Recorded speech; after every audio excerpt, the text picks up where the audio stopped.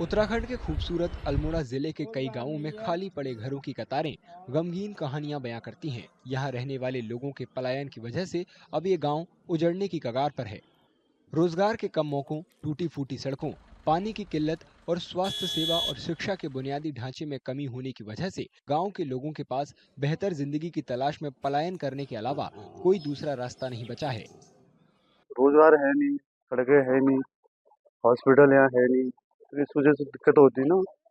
लोग प्लान करके सर, यहाँ के लोग सारे प्लान करके पूरा गांव का खाली हो गया पूरा गांव। गांव वालों की दिक्कतें सिर्फ इतनी ही नहीं है। इंसान जानवर के बीच संघर्ष जैसी चुनौती से भी उन्हें हर रोज जूझना पड़ता है। निराश लोगों का कहना है कि अपनी मुश्किलों को हल करने की गुहार लगाते लगाते वे थक गए हैं। उनके मुताबिक तमाम दिक्कतों को लेकर अधिकारियों और सरकारी प्रतिनिधियों की चुप्पी से एक के बाद एक पहाड़ी गांव खामोशी से खत्म होते जा रहे हैं। गाँव तो खाली हो गया, ये कुछ है ना, शिव बाघ जानवर हो गया, बहुत बंदर हो गया। बंदर और रोटी जो सब्जी निकाल के ले जा रही। कुछ नहीं है, खाली मजदूरी कर रहे हो दिन भर मजदूरी कर रहे हो, तब भी वो बंदर परेशान कर रहे हैं। हाँ, नौकरी वोकरी कुछ है नहीं, ये सब ऐसी है, कुछ नहीं है नौकरी। दिल्ली बम्बई चले गए सब। सर यहाँ तो कुछ नहीं है, जानवर ये शेर बाघ परेशान कर रहे हैं। गांव में कुछ सब खाली हो गए, कोई नहीं है घर में। परेशानी हो गई हमें तो, बहुत डर लगती है, तो जंगल नहीं जाते, इधर उधर जाने में परेशानी हो रही है। कुछ नहीं है यहाँ, रोजगार कुछ नहीं है, हम कुली काम कर रहे हैं, तब पाल रहे हैं बच्चों को। सर ऐसा है कि यहाँ पे एक तो मतलब रोजगार नहीं है, दूसरा रोडें टूटी हुई है।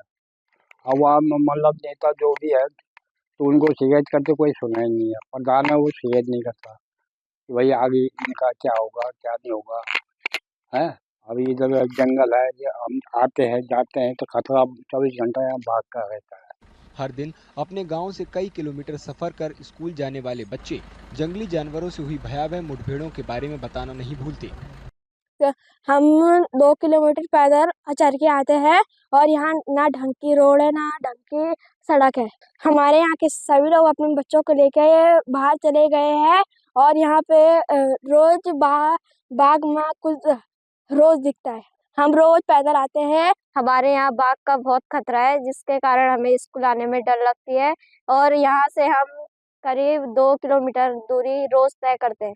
नहीं, यहाँ रोज बाघ दिखता है, और एक बार हमला भी करा था बाघ ने।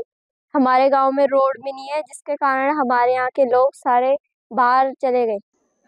कई लोगों का मानना है कि न सिर्फ अल्मोड़ा बल्कि पूरे उत्तराखंड राज्य में बड़े पैमाने पर हो रहे पलायन के लिए सरकारी नीतियां जिम्मेदार हैं।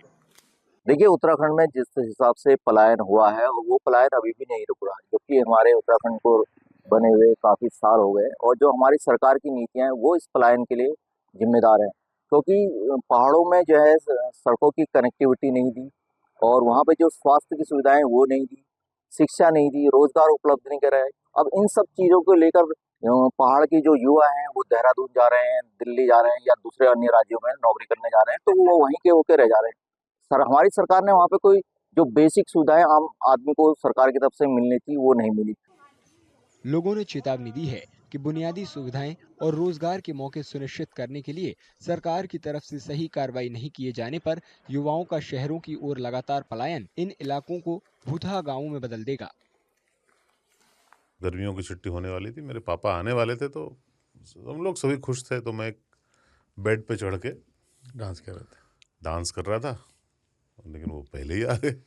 प्लीज